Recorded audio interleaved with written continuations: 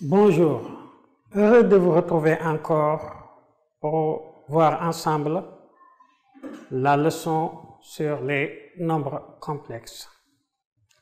Mais avant d'entrer dans le vif du sujet, voilà un petit résumé historique.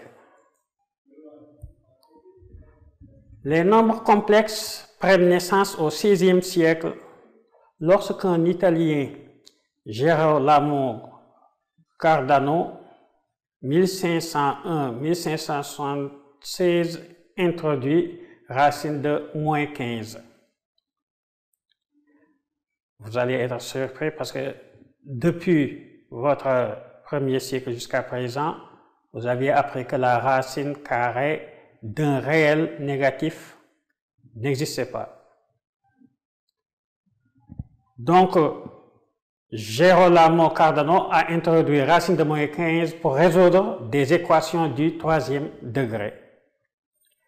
En 1572, un autre Italien, Raffaele Bombelli, 1526-1573, publie un ouvrage dans lequel il présente des nombres de la forme a plus b racine de moins 1 et poursuit les travaux de Cardan sur la recherche de solutions non réelles pour des équations du troisième degré.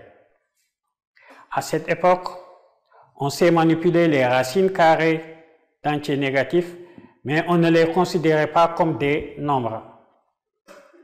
Lorsqu'une solution d'équation possède une telle racine, elle est dite imaginaire.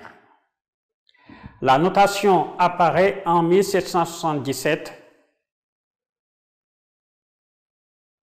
avec Leonardo Euler, 1707-1783, qui développe la théorie des nombres complexes sans encore considérer comme de vrais nombres les nombres complexes. Il les qualifie de nombres impossibles ou de nombres imaginaires. Au XIXe siècle, Gauss puis Hamilton posent les structures de l'ensemble de nombres complexes. Les nombres sans partie imaginaire sont un cas particulier de ces nouveaux nombres. On les qualifie de nombres réels, car proches de la vie. Les complexes sont encore considérés comme une création d'esprit.